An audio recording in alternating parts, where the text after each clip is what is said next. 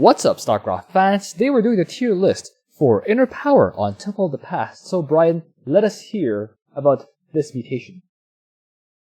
Temple of the Past is the map where we have to protect a temple in the center of the map from waves of enemy units. If the temple survives until the end of the game, we win. If the enemies destroy the temple, we lose.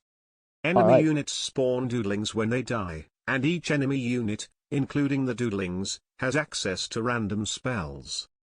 Alright, so a quick explanation for my wardrobe. I just came back from work, and I haven't had time to change into something more comfortable yet, but that is not important. The more important thing is that I'm doing this right now, because this is basically my only chance. With me today are Stixbender and Tutu. How are you guys today? Hi. So far, so good. Doing pretty good. A bit tired. Alright. Just woke up. Everyone's actually a little bit tired, myself included. So let's just power on through. What could go wrong? What could possibly go wrong? Stixbender, how are you going to rank the commanders this week? So mostly the biggest threat is that there is a lot of spells followed by a lot of spells because the Broodlings pop out with enough energy to continue spamming spells. There is also a bit of a component of, for some commanders, just the existence of Broodlings actually is a threat because just big swarm of reasonably high DPS light units, small light units. It's a lot of actual hit points worth of Broodlings when you add it up if you're using only single target damage. But that said, for the most part, that's going to be only like a couple commanders who will come up and say, oh, I actually don't have the splash damage for this. And most commanders, it'll just be, oh, I just got annihilated by Black Hole Seeker Missile. Yep. Anyway. And then building commanders are just going to laugh at the mutation and not care. How about you, Tutu? Yeah, that's pretty much it. Alright. So let's begin. Abathur, where do we put him? Abathur, so Abathur takes a while to get a Brutalisk. Yep. If you're against Terran or Protoss, you can kind of spawn camp, but if you're unlucky, the enemies at the bonus, they might like fungal you or something, or even like shoot down your overlord, even if you research speed immediately. And also the Broodlings are they waste toxic nests. Yeah. So it takes a while to get a Brutalisk up. And if you're able to get 3 Brutalisks quickly, it gets a lot easier. But until then, it's like you're not doing very much for like the first 8 minutes. Yikes. Yeah, so I put him in C. Okay, kind of offsets last week. How about you, Stixbender? The first 8 minutes on Temple of the Past, isn't that 3 attack waves? Maybe not 8 minutes, but just like a while. Yeah, I think that like 8 minutes on most missions is like, that's pretty far. Temple of the Past, 8 minutes. That's like the first 3 waves because Temple of the Past just doesn't get started for so long. I think it's 4 or 5 waves actually. 4 or 5 and the Thrasher. I think that's after 8 minits by that point. I think you're looking at more like 10 minutes by then. No, 8:20 on the first. 8:15 is the first Thrasher. Yeah. Oh, really? Okay. But just all right, but yeah, just okay. For a little bit. Yeah. So the point is, yes, early on you're not gonna have a lot of biomass, and without biomass, what are you gonna make? Like, you can you can try to go for Brutalisks, and the biggest reason the Brutalists do well against Power Overwhelming, actually, is because their Symbiote can keep shielding and firing even while the Brutalisk himself is stunned, which is very helpful for letting him survive Power Overwhelming. And then the Brutalisk himself has cleave attacks for the Broodlings. It's a pretty good solution. If you try anything else, you're probably looking at your best option is, Swarm Hosts, because at least they throw expendable units. But they aren't splash damage, and they're actually going to have a problem with the Broodlings because Locusts have terrible DPS. They're just very chunky. So, yeah, you're probably going to want to rush Brutalisks. You're going to have a hard time rushing Brutalisks. Broodlings are going to eat up all your toxic nests. C tier honestly makes sense. Your early game is just going to be awful. Alright, unanimous. There we go. Alarak, where do we have him? Alarak. So, bit odd this one. On one hand, we have plenty of splash damage, and we can outrange a lot of spells with just Ascendance plus Alarak's E. On the other hand, if our army gets stunned, that's really bad. Yep. Because we don't want to be losing Ascendance. It's kind of like the Olnar New Year predicament. Yes, it's like, okay, you're in a great spot, except that you have a lot of very important units that you don't want to die. You will want to have a lot of supplicants. You will want to make very, very sure that you have a plentiful supply of supplicants at all times for Alarak to nom on. Because he's going to get hit by a lot of spells because he's in the front. And as long as he has supplicants to keep eating, that's fine. If you run out of supplicants, it goes downhill very fast. So where do we put him? To be honest, despite those precautions you have to take and concerns, I still feel like he's probably A tier just because of the sheer potency of Alarak Mothership and Ascendance combined to just utterly wipe the floor with everything Amon has. Okay, how about you two? Oh man, this is not going to be good. Yeah. So Alarak is very good against Alien Incubation. He's very bad against Power Overwhelming. And unless you have top tier control, like if your army clumps for a little bit too long, or even like once, they might get black hole or fungal and then shredded. Deleted. Just like if you're unfortunate enough to like clump up at an inopportune time, you just lose a lot of things. So you have to keep your mothership and your Alarak forward and the others back. You have to be able to maintain that all the time. And you also have to macro and do all that. So the amount of work and the amount of risk in using him is just so high. Because if you make a mistake, you lose everything. So you're gonna lose a lot. And if you lose your Ascendants, it's hard to deal with the later waves. Yeah. Because overcharge isn't good enough. So I put him in D. Oh, I actually had him in C. So, I think there's some merit to what Tutu said. Yes, he technically has the tools. Same argument as last week. He has the tools, but like realistically, it's probably too much to ask people to maintain good control for 26 minutes of game time. So, my thoughts is that I think you're overestimating how easily Alarak's army can get wiped. I remember when I did my solo of this mutation with Alarak, I actually got my Ascendants caught in black holes with like spell combos on them a couple times. It was like, oh no, there went 400 of my shields. Anyways, that's out of 1k shields, so that's fine. Probably because you're on point with microing your Ascendants and making sure that they get their stacks on time. A lot of people don't get fully stacked until like very late. I don't think I even really manually stacked them. I just spammed spells and used consume manually during. Well, yeah, I mean the actual macro part, getting Ascendants, getting Ascendants. Yes, getting Ascendants on time would be extremely important here. If you don't, then your and getting Ascendants are like having a stacks, and they're gonna get their faces eaten. Yeah, I think just that fact alone, like, just that D fact tier alone. seems too harsh, though. I feel like Alarak is better equipped than Abathur this week. Really? So you think either B or C? I was thinking C personally because the mothership, like I was thinking just mothership, almost like a mothership solo of sorts with pylon for overcharge. Yeah, I can see that being higher than C or higher than Abathur. Yeah. Maybe. I feel like the mothership alone can easily keep pace with Ultimate Evolutions. Yeah, but definitely not A. Yeah. Okay. I'll concede not A because apparently I am too good at Alarak again.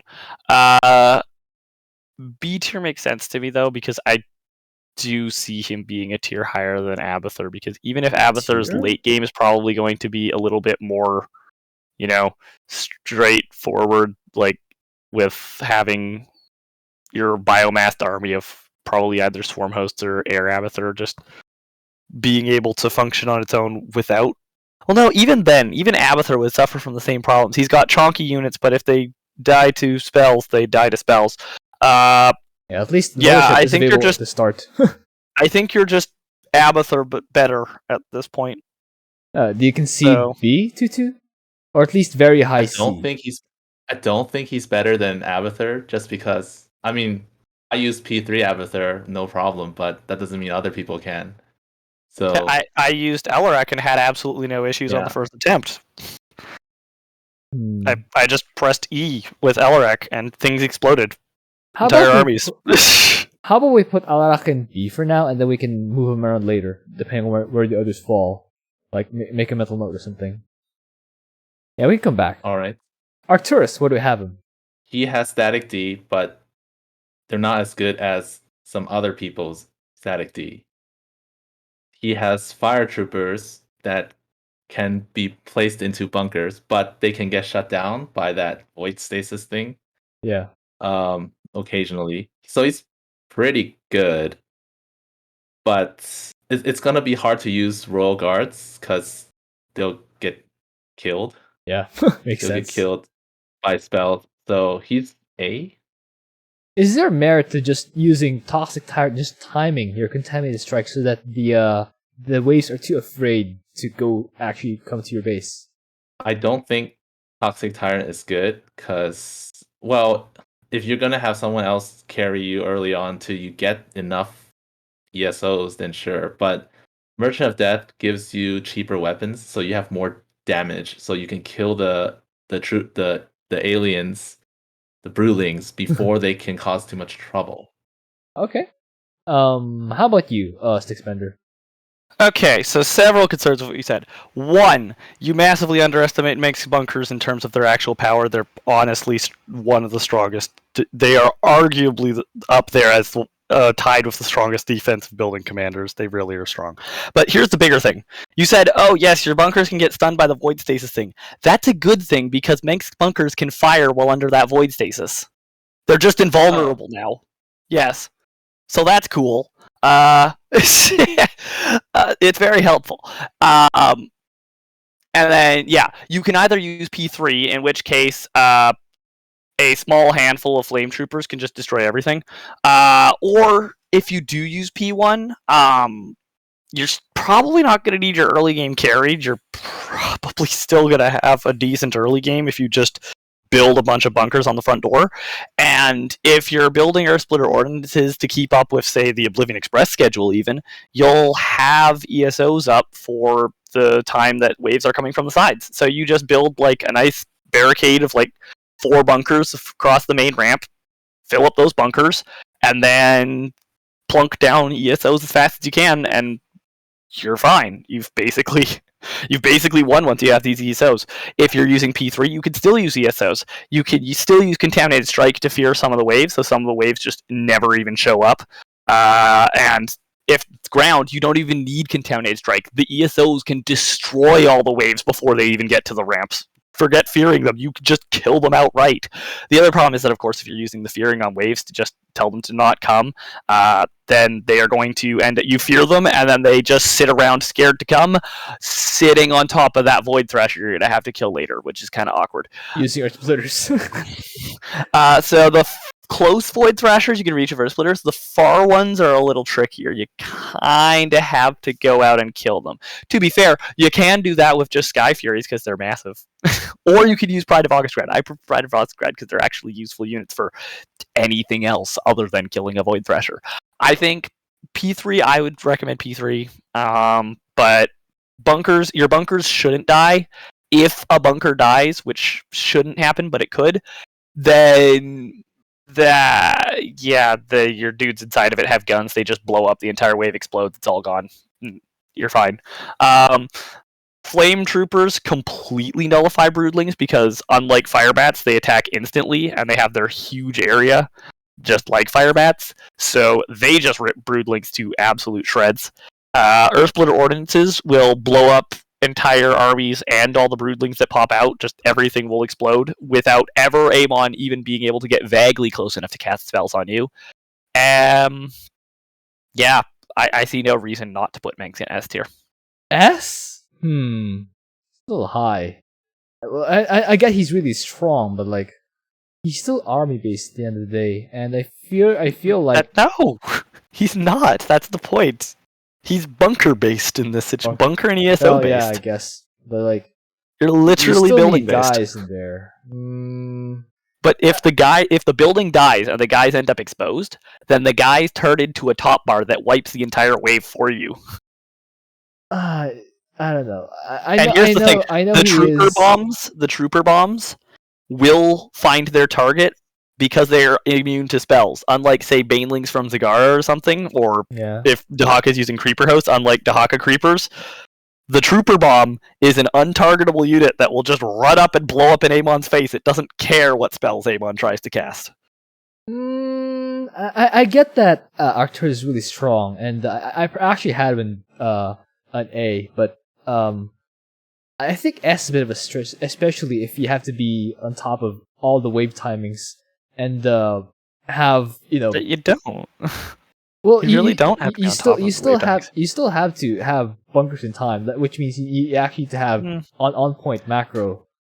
Even if you don't have bunkers in time, P3 will let you actually be able to pull it off. It's just it'll be kind of expensive. Really expensive. Well, it's actually not that expensive because the key to beating Power Overwhelming with P3 Mengsk is you just realize that if you send 10 troopers, they will all die, and that will blow up the wave. If you send 40 troopers, they will all die because of spells, and that will blow up the wave 4 times over. Okay. You paid 4 times as much, the wave is dead either way. Okay, So Tutu. Does that dissertation convince you to put Arcturus in S? Well, that's the same for the other ones, huh? Personally, I'm in a wait and see kind of mode. Like, wait and see if there are other guys in S. If there are, like, I don't know, 3 or 4 guys in S, I would hold Arcturus in A. But if maybe there's like 1 or 2, sure, I would put Arcturus in S. I think we could wait. He'll be my first choice for upgrade Promotion. to S though. All right. So Promotion. let's stick Alarak, rather Arcturus in A, and then possible promotion to S. Is that okay, Stukov? Hooray! I'm satisfied with this. Dehaka, where do we have him? Dehaka, P2, pack leaders are good, but like you either make Tyrannosaurs or Creeper hosts. I don't think you can make Mutas here. You think? I don't think. Guardians. Guardians are okay, but if anything gets close to them, they're just gonna die. I used Tyrannosaurus. It was pretty. I like the good. Tyrannosaur idea. Yeah. I used Tyrannosaurs, and it was cool. They just munch on all the Very cool. the Broodlings. But yeah, so I put him in B. It's okay. Is there any time when the P2 pack leaders actually die or fail to kill a wave? Did I even use P2? I don't remember. I think I had used Hawk in P1 A at Tyrannosaur. least. Like, Here's the deal. P2 has 96. Was it 96 or 97% uptime on pack leaders? something like that. So you have permanent pack leader basically. Whichever front the pack leader is on, as far as I know, It needs to unless I'm die. mistaken, with P2, that front is handled. Period. As long as the pack leader's there, it's fine. Yeah. So basically, the only time when you even need units where you can't pure top bar solo with P2 Dehaka is when Amon sends waves from 2 sides at once. So if your Tyrannosaurs can handle the other side in those Solo. situations, or if your ally is helping, but like you can solo if your Tyrannosaurs can just handle the other side while your pack leader handles one side.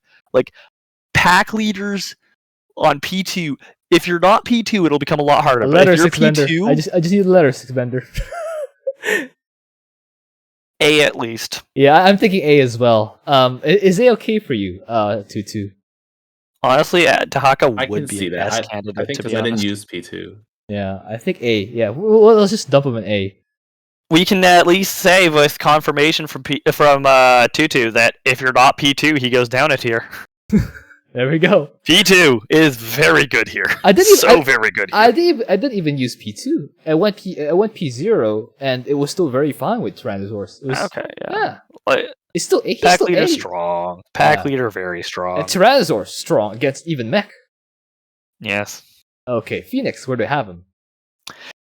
Phoenix is in a weird spot. 'Cause it's like on one hand, you're sending in you're sending in a small squad of hero units that are going to have problems if they get crowd controlled. On the other hand, those hero units are virtually free.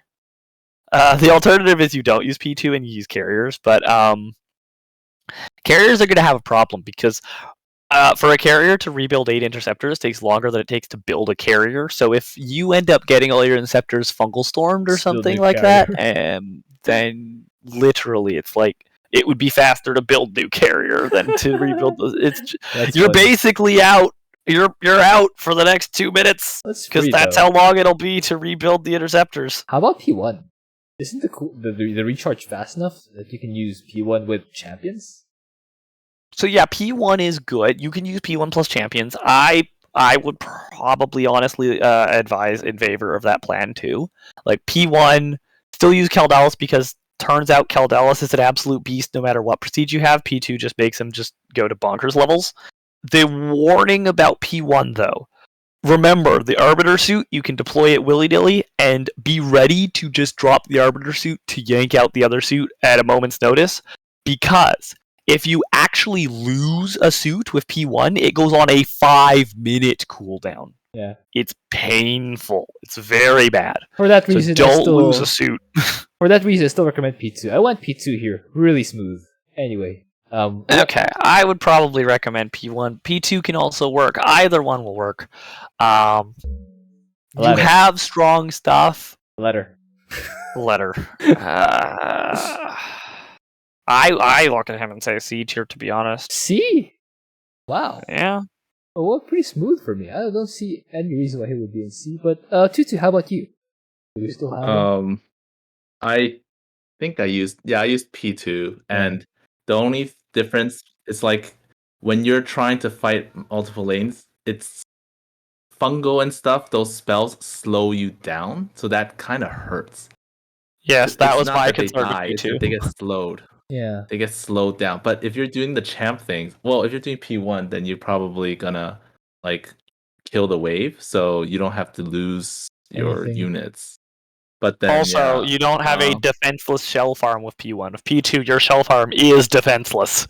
Yep, that's true. Yeah. So just always have them behind. I don't know. I never had. No, the concern of P2 is that if you kill waves too slowly, which can happen because your heroes keep getting CC'd and killed, and then you have to send another wave and another wave and another wave, and next thing you know, a separate wave has come up a different lane, and your shell farm is under threat. That was not my...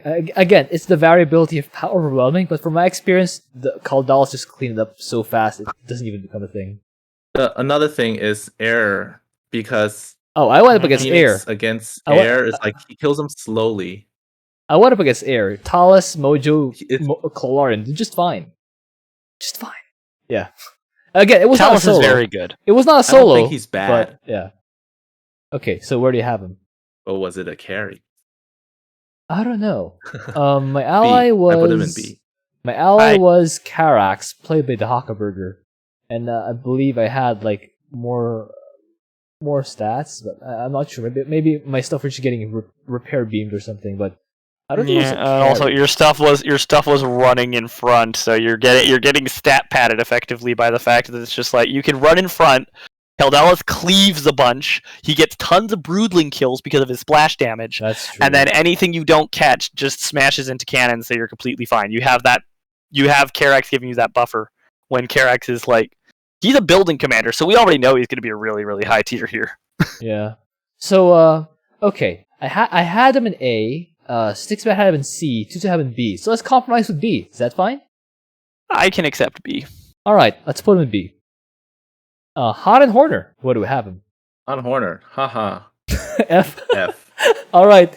How about you, Sixbender? No static D. No. Strike fighters are okay. No, they aren't. They get blocked by point defense drone. Exactly. Well, strike fighters can't even land half the time. Oh, and if they fly through a black hole, guess what? You won the lottery? There just happens to be a black hole in the path of the strike fighter. It's dead. Okay. Anyone who's say Hanan Hor not F. All right. No. There we go. Karax. Where do we put him? Karax.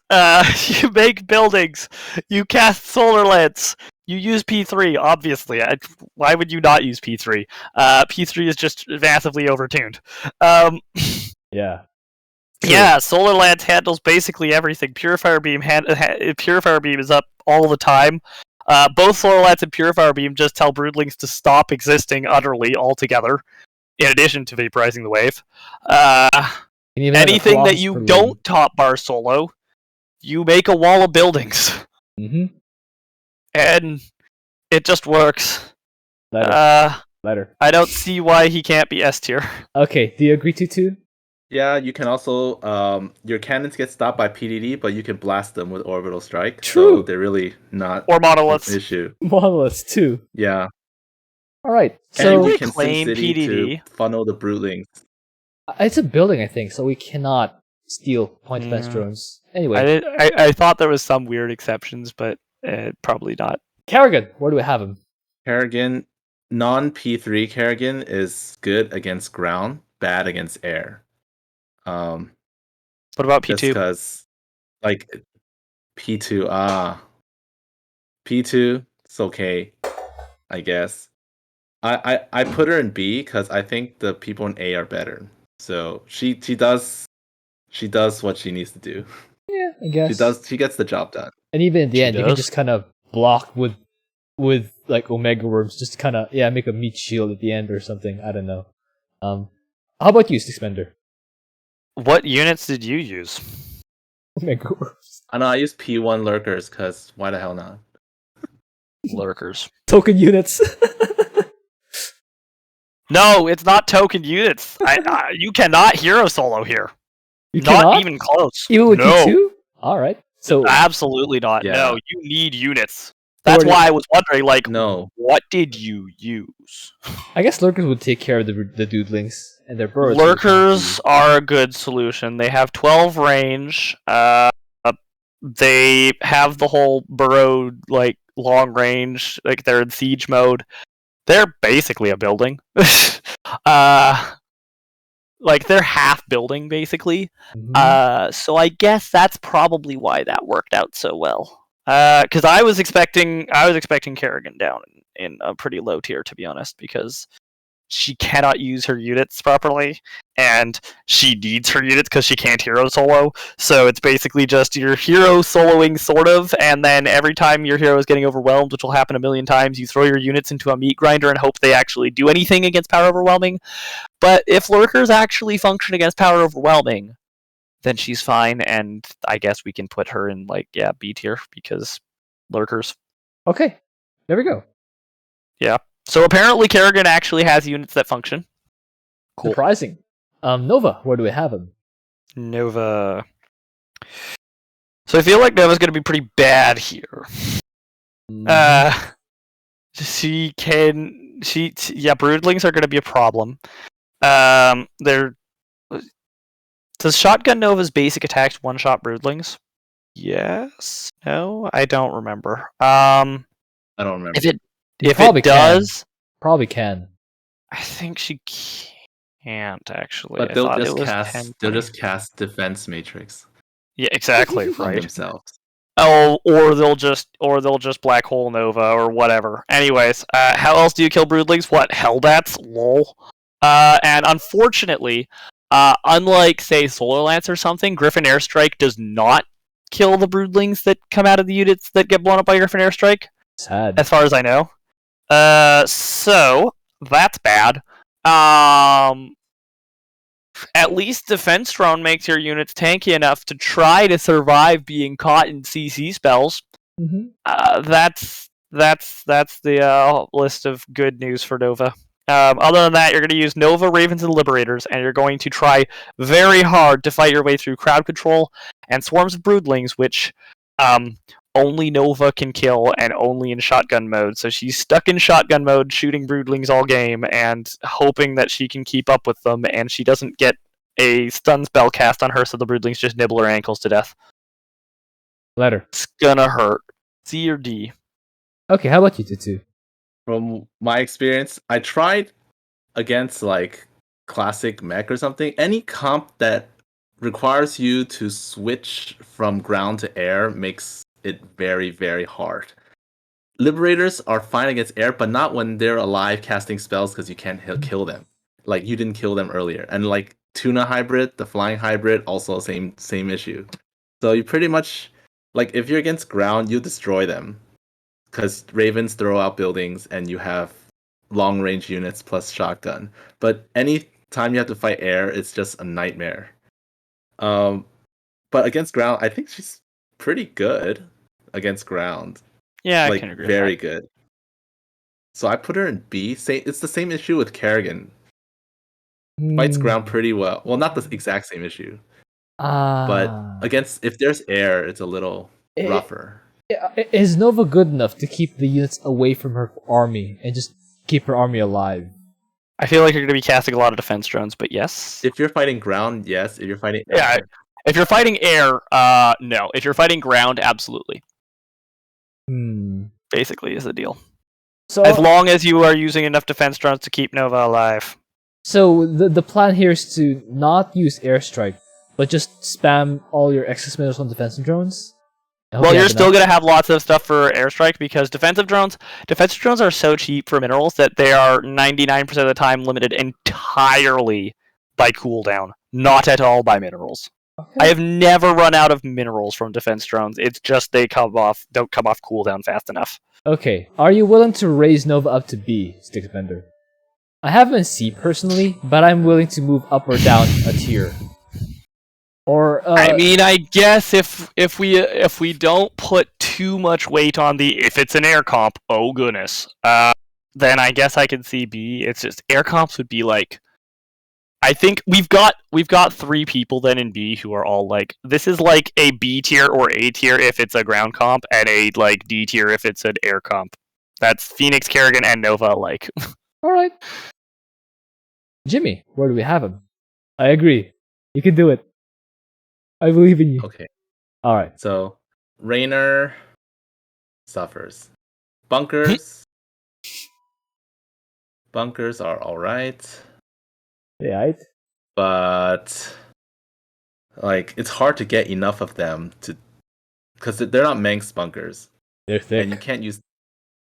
You can spawn camp waves. Like, that's the best bet, is to spawn camp waves with spider mines. Yep. But aside from that, if they're air units, then they're gonna kill all your mines. Lila spawned camped with spider mines and turrets against classic mech.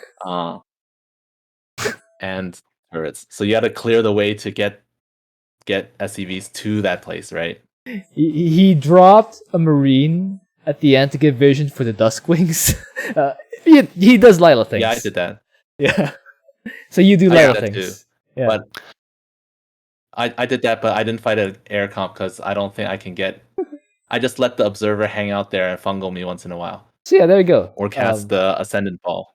Oh, you probably should clear out that observer if you don't want the observer to clear out your entire minefield.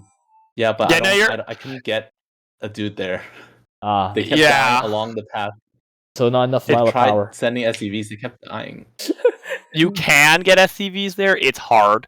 You will have to accept that your mines are going to get shredded by spells a lot. So it's like you're going to have tons of orbitals to fuel these mines. You're going to be spamming tons of mines. They're going to get shredded every time. So you have to every single wave. You have to reset the mines. You're going to want missile turrets, but if it's a pure ground comp, you'll be okay. That's only if it's like a super pure ground comp, like not even just like one of the comps that's mostly ground and a couple air units. Like for like Kerrigan, Nova, and Fenix, if it's a ground comp that has like a couple scouts or something, you're fine. You're fine. For Jimmy here, no, you're not fine. It needs to be pure ground, or you're going to need those missile turrets. Yeah, Tutu, where do you have him? E. E. At least he has bunkers. At least he has bunkers. Well, no, there are like 50 different ways he's better than Han and Horner, but he's still E. All right, there it is. I was kind of afraid just that Han and Horner are F- is all. Okay, Stet Boy, where do we have him? Stetmann. Zerglings don't care about much. They really don't. Gary has 2,000 health and regenerates rapidly from green zone. Plus, he has satellite overcharge. Plus, Zerglings dying heals him, so he's probably not going to die. You press E-Gorb on things, they are dead. Yep. You have a wall of Zerglings.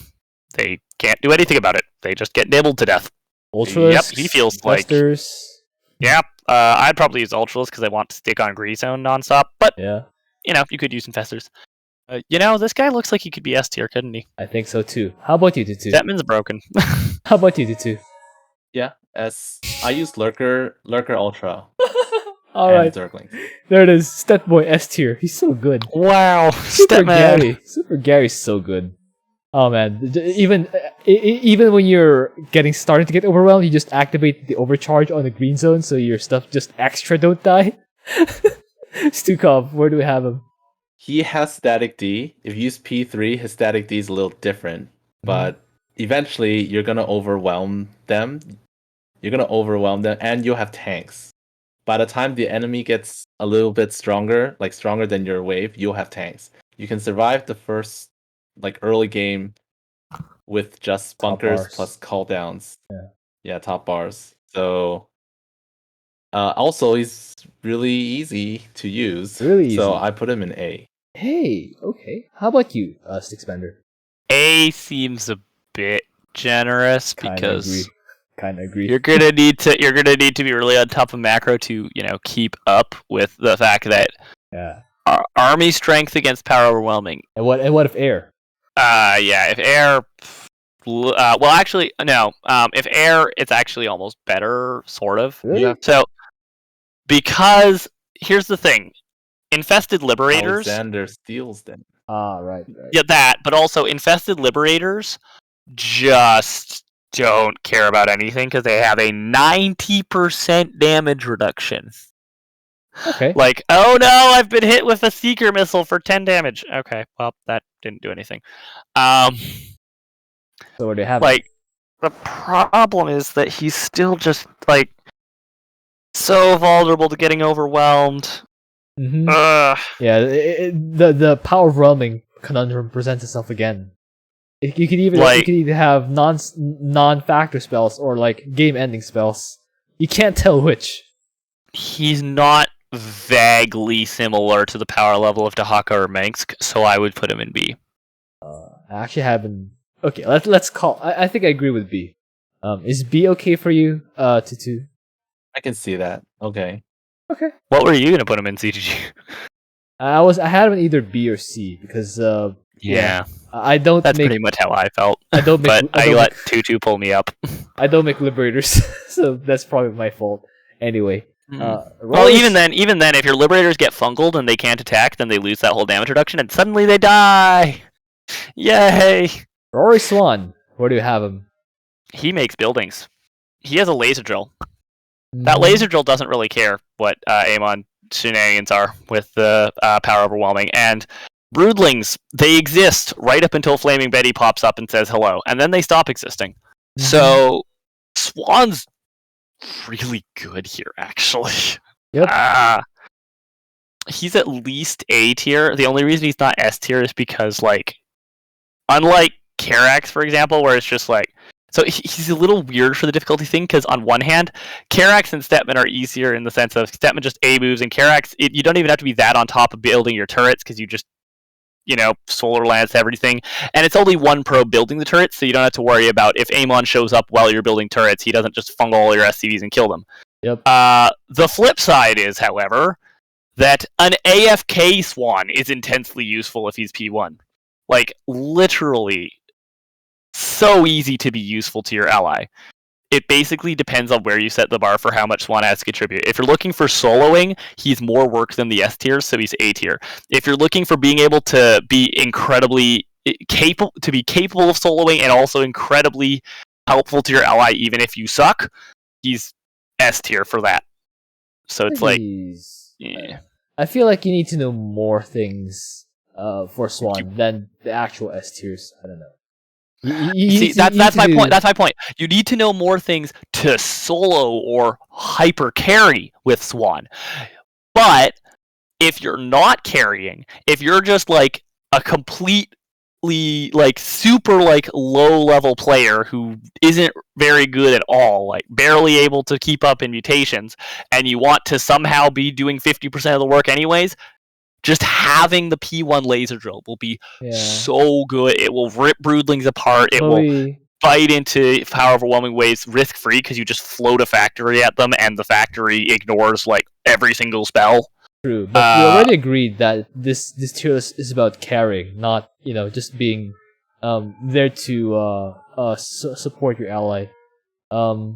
Yeah, How about- I basically am saying he can be S tier only if we give him credit for the fact that you support your ally significantly just by existing, that's even true. if you are completely incompetent. That's true. How about you, Tutu?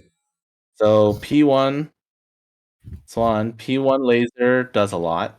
I think like you can just fly factories forward, Mm-hmm. and then you put your turrets at the chokes at like the high ground to pick up whatever Broodlings trickle, and that's about it, right? I Yeah. think it's pretty easy. You Yeah. just fly tons of factories forward and Several target tons. like the whatever deals more damage. Yeah. So And then if you kill all the things that hit air, and then like if you want your turrets to do some fighting, you let the ground units just walk slowly to the turrets. So I put them in S. It's really easy. Oh, okay. So both of you guys agree with S. Never mind. I wasn't 100% confident in the laser drill if you're doing like soloing, but if it is that effective, then yeah, all right, S tier makes sense. All right. I had him at A, but like both of you guys said S, so let's have an S. Tychus. He's strong. Tychus, where do you have him? I guess Tychus Lone Wolf doesn't really care.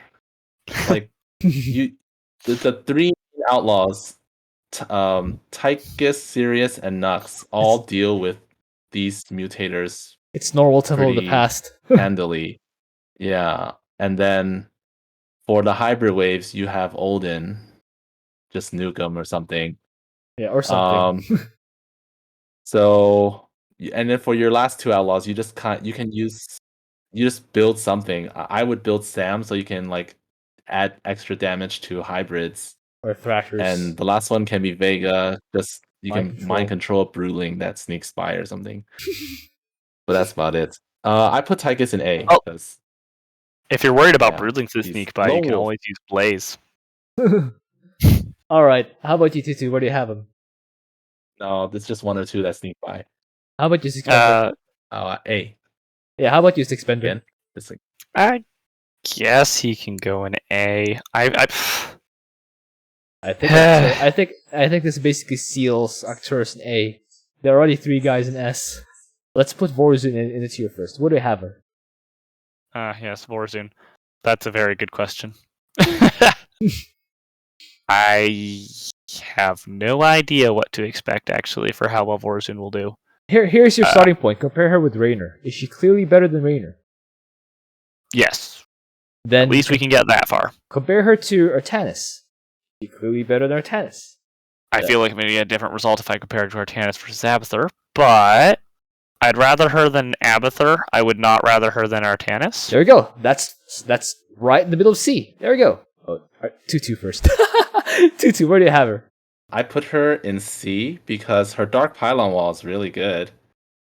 You snipe their detector or something, then let your cannons slowly pick away at stuff. But aside from that, it's kind of if you don't have a Dark Pylon wall or if there are too many air units, kind of sucks. So it's I guess C or D.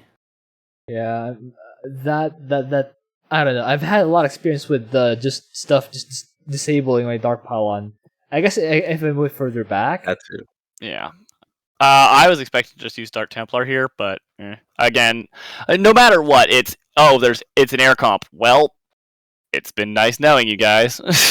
Okay, how about putting Vorazun among Abathur and Artanis around that tier? Is that okay with you? That's C tier. C tier is Abathur and Artanis right now, and I feel like she's a fair bit worse than Artanis, but better than Abathur. Worse than Artanis only because air can happen, and she's so dead. She's so dead against air. Is C okay for you, Tutu? I put her in C. All right, there we go. Zagara, Tutu, where do you have Zagara? Zagara. She's bad. All right. So Is she? You need bio launchers. My favorite. You have to use bio launchers, and if you suck at them, then good luck. So we're P1 not a good idea. all P2 right. is okay actually. P2 is okay, but you lose Banelings. I guess I'll save this after the tier list recording. Anyway, So where I does put her that? in E. Okay. How about you, I put her in Suspender? E. I expect E as well. E is we agree on E. All right, that's enough for me. Both of you agree on E, so let's have her in E. So basically, her weakness is that she can't sustain for long, and she's definitely army based. So Not only that, Yeah. her Banelings and Scourge have 30 and 25 hit points respectively. That's like a one single spell. Ascendant Orb, and they're all dead. All right. It's one fungal. One will storm. one-shot Banelings and Scourge. There are several comments saying we underestimate or undervalue Zagara. No, I play her a lot. I know what she's good at, and she's bad at this. Power Overwhelming if is a you're- problem for I Zagara. think- I think the point of view of the comments is that they usually don't solo or even hard carry Zagara. They just do their role within. Yeah, they just play within their role in the team. Yeah. And also, there's level. I'm sure I'm justified saying there's levels to this. You can play Zagara, more easily than you can play someone like, Arcturus Mensk, because like there's so much more things to In do. this case, you can't. Well, Just P3 Banks is just going to do better, In general, even in if you're general. bad at it. in general.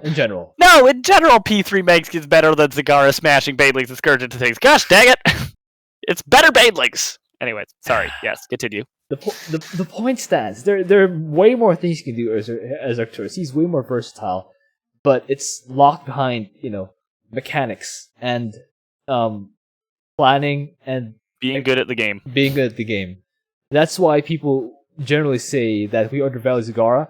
It's kind of the opposite. It's like it's those guys who are undervaluing the better commanders because of the skill ceiling required, or the skill required, Skill floor.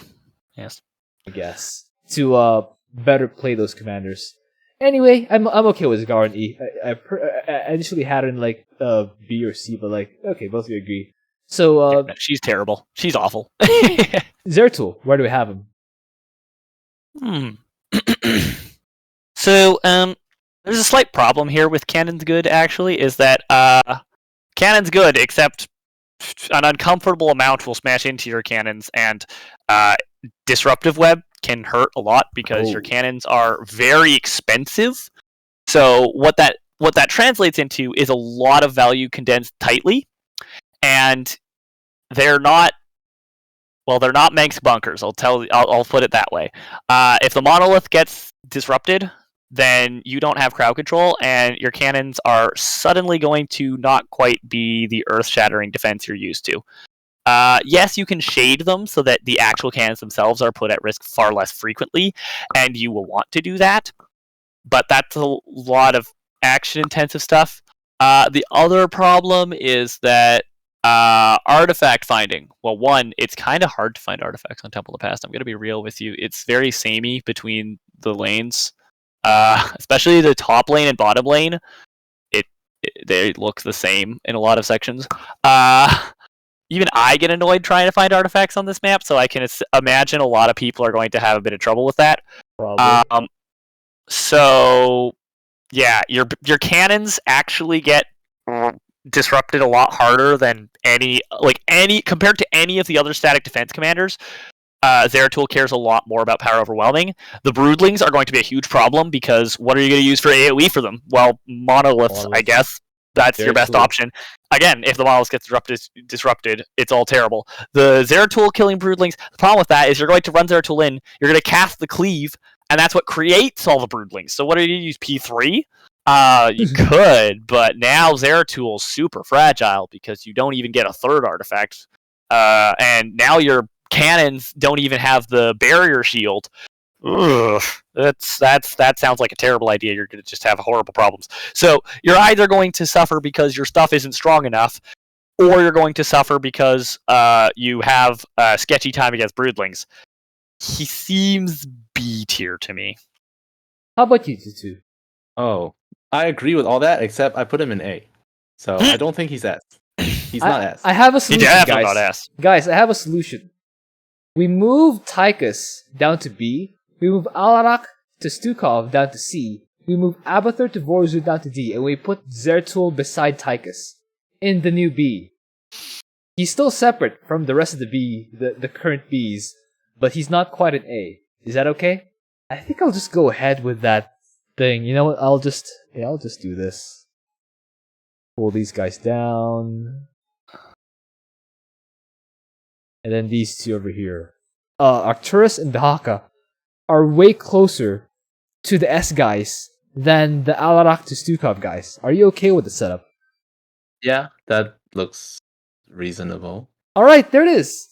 Let's go straight to rankings. Who's the best among the S? You know, you know what? Let's leave them how they are by the rule of glowy eyes. Glowy eyes? Let's leave them how they are. A tiers. Dehaka and Arcturus, who's better? This is very apples to oranges. Yes. Yeah. I would almost I think argue. better. Really? I think, yeah. Manx is better. Dehaka is easier. I would Manx say, is yeah, better. Dehaka is easier. But Manx both of is you guys better. say Arcturus is better, so let's leave him there. B. Who's better, Tychus or Zeratul? Zeratul.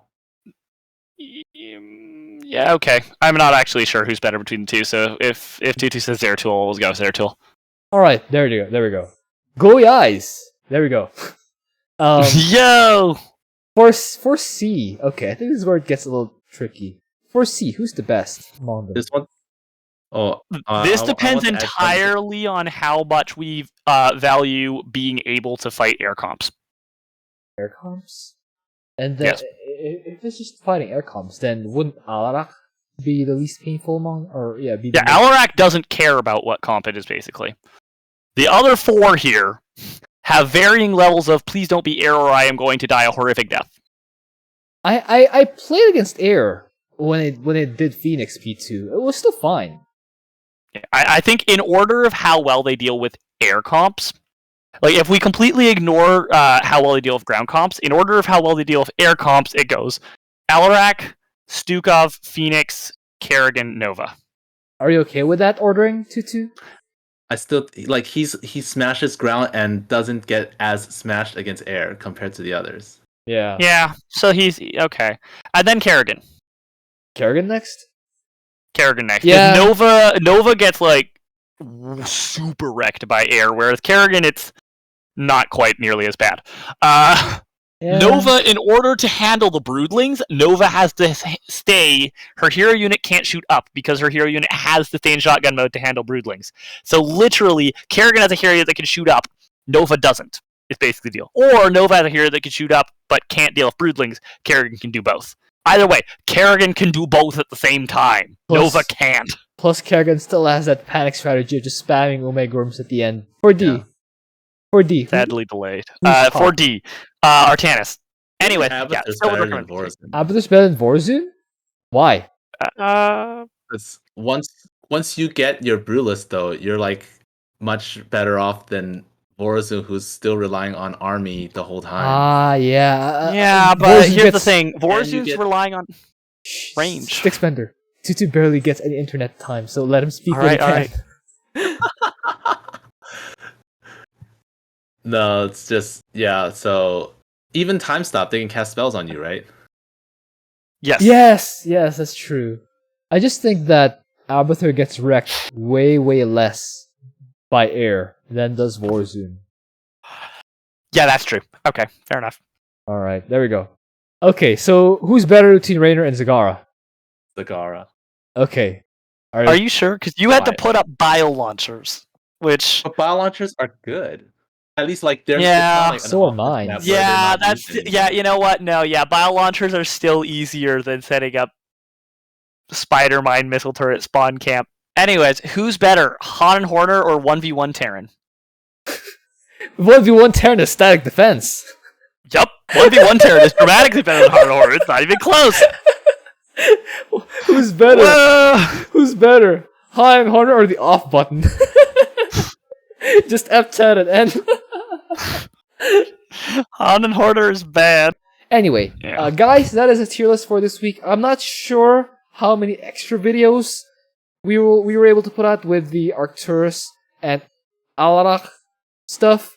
Lots of extra videos thanks to me being ranting about things, apparently. Thanks. I'm good at that. Yeah, that's actually amazing. Anyway, watch 226 Betters channels. I will link them down below, and I will see you guys next time.